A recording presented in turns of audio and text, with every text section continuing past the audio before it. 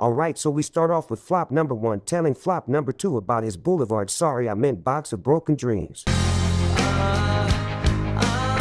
And he reveals he changed his name in life for Shidri, who calls him to give her a foot massage and he obeys. Kinda wish we saw Audrey's foot massage on screen for free. Anyways, it's revealed that Zoe's got a crush on someone and she has a picture frame of her crush or whatever. Damn wonder who that could be. Definitely not the main character. The dude tells her to not give up on her dreams like he did and to tell her crush she likes them. Next scene, we got the America class and this bastard son of a bitch telling them about the end of the school year balls. Since it's almost the end of the school year. This is damage control at its finest by the writers after 4 seasons of wonky timeline mindfuck. Really wish they at least had an established timeline throughout the seasons and didn't make it look like it's been 5 years since season 1. Why the hell was there a Valentine's Day episode in season 1? Yeah, I know we all ate it up, but wasn't it the start of the school year? Unless they celebrate V-Day during fall in the MLB universe. Moving on. They chose the 8th and 9th grade class reps to organize the ball instead of just 2 9th graders because Chloe's sister and Marinette need to spend time together this episode. Then Marinette takes Chloe's sister to her room and, okay, I'm tired, I just called them Mary and the blonde one. Mary takes the blonde one to her room and the blonde one is surprised as if she hasn't been there before. Your room is so pretty. Oh yeah, you've never been here before. You mean the room she was in back in season 4, episode 9. Bro, I'm tripping. Did they fire the old writers and hired new ones who haven't seen any of season 4? That's what it feels like this season. Either they are trying to gaslight us or Zoe was trying to gaslight Marinette and make her forget about the Gabrielle Agreste episode to spend more time with her. We love the gays. Speaking of Gabrielle Agreste, I know the blonde one in the America class didn't enable Marinette's stalker tendencies in that episode. Maybe Marinette thought Zoe took the rest of the enablers to the hotel instead of her going to where they were. I don't fucking know. It's giving Master full post-miracle box guardianship. Anyways, writer's amnesia aside, Mary shows the blonde one the dress she wants to make for the dance and then reveals her stalker board of Adrien. I don't know why the blonde one is still in that house. She should be running as far away as possible. Restraining order. I guess red is her favorite color. Something her and Sabrina have in common. We move on to the balcony and they decide the Eiffel Tower is the perfect place for the balls. And Mary tells the blonde one to ask the mayor to let them do the dance there. I hate rich people. They go to the hotel to find the mayor, but Mary remembers that Chloe lives there and is going to make her life a nightmare, and the blonde one tells her Chloe doesn't have that power anymore. Foreshadowing for Revolution much. Chloe has a tantrum about Mary walking on her stairs and calls Audrey, who doesn't even know which one is Chloe and which is the blonde one. Chloe storms off with Sabrina and the teddy bear. I can't stand looking at that teddy bear anymore, not after the damn still art. I hate despair bears so much. They tell the mayor about the balls, and he agrees and says he wants to film it. Too bad Marinette would be crying throughout the whole thing. Miss Girl wanted an end of the school year ball, but got an end of the school year play instead. Then it cuts to Gabby, Adrien, and Natalie in the kitchen, and Gabby has created a monster, Master Chef Queen. Salami, salami, salami, salami. Gabby says he wants to make all his son's dreams come true and orders him to give up on the idea of Marinette in the span of 10 seconds. We love a hypocritical queen. Then Natalie calls him out and he reluctantly agrees to let Adrien go to the ball. Back to the hotel, Lila is doing her makeup. Con woman 8, and she's on the phone with the pedophile who loves calling her. He says Mary is a bad influence on his son and that Lila is supposed to protect him, but she tells him she has a plan. Damn, is this the guard he asked Cold Fathom for to protect his son? New theory just dropped. Lila's plan is to use Sabrina to frame Marinette for stealing. Again. Guess she didn't learn the first time. But there's a catch. She plays no part in the actual stealing, so no fingerprints from her. Sabrina says she won't steal since her daddy is a cop. She calls herself Chloe's friend and Chloe corrects it to underling. That tells you everything you need to know about their friendship. It's funny because she once referred to Sabrina as her only friend to her mother. Then she gets acclimatized because Chloe is a bitch and goes against what she just said about stealing. Bro, even Belle from Beauty and the Beast is concerned for you at this point. How the hell does it get to this point? No one can fix you now. What in the Stockholm Syndrome is this? Anyway, she becomes Vanisher and can now fetch things with the dog Miraculous. She goes along with Lila's plan and fetches a bunch of shit from Zoe's room where she's sitting with Mary, who talks about the dress and her straight people problems, and Zoe looks at her with the I don't care about your straight people problems eyes. She says telling people how you feel is not easy, and the blonde one agrees. Who is it? Lila, is it someone I know? Depends on if you know yourself. I doubt you do. If it's complicated, you can tell me. Well, it's not a he, it's a she, and she's straight. A 9th grader then. Now maybe the crush is from our class just moving schools or something. Yes, my crush is loved by everyone. Yeah, she's the main character. Half the cast was in love with her at some point. Mary immediately thinks of Adrien as someone who's loved by everyone. Sweetie, he's not loved by everyone. The writers are wasting his character because they don't love him. Remember, Marinette, please stop saying he, oh my god. I like how she just assumes it's a he. Mary waits for the blonde one outside to make a call, and she calls Allie to tell her about Zoe's crush. I see you love telling people's business to random motherfuckers.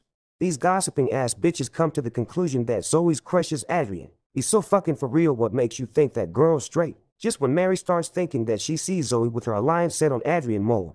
So if it was set on Kagami mode instead, would she think the crush is Kagami? Bitch, you better be joking. Now I don't think about Adrien that much. It's not like he belongs to me or anything, haha. Marinette, please die in a ditch if you think he's your territory. You're so weird. But y'all know I love weird bitches. Sabrina follows them on the scooter somehow. Was she given super speed or some shit? No. Are we supposed to just go with it's a hidden talent or something?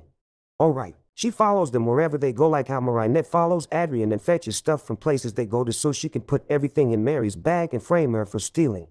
Next, the bastard and everyone from the places they visited to get items for Mary's dress, and the ball is gathered at the Eiffel Tower. Sabrina throws the stuff she fetched into Mary's bag.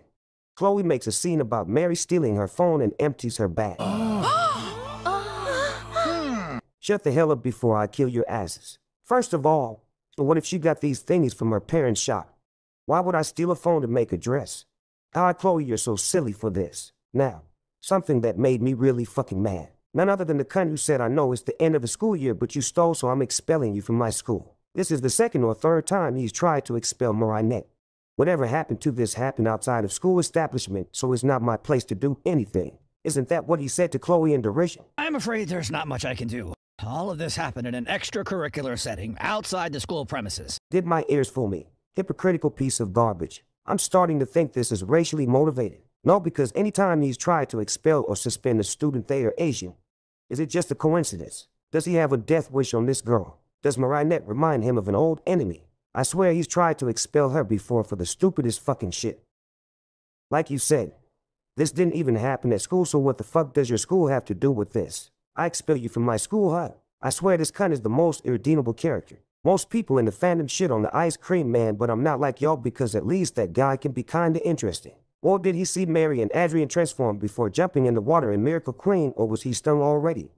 But this fucking bastard has zero redeeming qualities. I hope everything you love dies. I was pulling my hair at this scene because he literally pulled the same shit on Sockley in the year before because of Chloe. History repeats itself, and this bastard is responsible. I'll start blaming him for everything from now on. He does not deserve my respect. Mr. Owlhouse can go kill himself. I know the show's not one for realism, but I just have to vent about this. Or maybe it is realistic in French schools, but the schools in my country don't just suspend or expel a student for stealing. Like that just doesn't happen. Trigger warning for this part. Dude, there was an incident with a bunch of 14, 15-year-olds kids from my school and another school raping a student in the bathrooms for a whole month, shoving broomsticks up the kid's ass, and nobody who knew was speaking up. Instead, they were recording.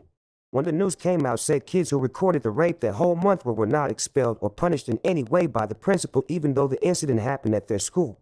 Not only that, the principal lost all our respect by making poetic-ass metaphors with dark clouds over our school's reputation, that we shouldn't talk on social media about this, and that instead of cursing at those rapists' bloodlines, we should ask them why they did it. Downright fucking disgusting. So yeah, I thought my school was bad, but holy shit, the writing for this scene is so tone-deaf, I just had to rant about it. Anyways, back to the episode. Gay-ass Zoe takes the blame so Mary won't get punished. Mary runs off and transforms. They fight, vanishing. Fight ends. Moving on to the scene that blew up a few months ago when it got late. The Zonette confession. It was pretty sweet. Expect the only hints on Zoe's crush on Marinette that we got is to call me for a love talk line and transmission. Also, tell me why you were flirting with Scarabella here. I hate gay people. I know you're in love with Adrien. Not every bitch is in love with Adrien. Dude's fugly with no wrist. Trust me, nobody want his ass. Oh, who is it then? Scarabella, because their asses were flirting in transmission. Maybe Alia will break up with Nino and date Zoe next season. Is Nino homophobic? We shall find out. Bro, that rejection hurt because I've had crushes on motherfuckers who are straight. Can't even tell you not to fall for a straight bitch next time. You know what's funny? If I didn't see the leaks and watch the motion when it came out, I would have never guessed what happened between these two in the episode right before that one, because this left no impact or consequences on the plot.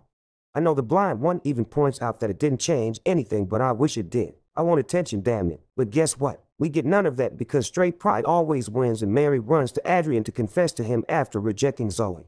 They almost kiss but don't because Gabai gives Adrien a ring order. I know what the Centenniers will say. Oh, he just thought of his father saying no because he knows he doesn't want him with Marinette.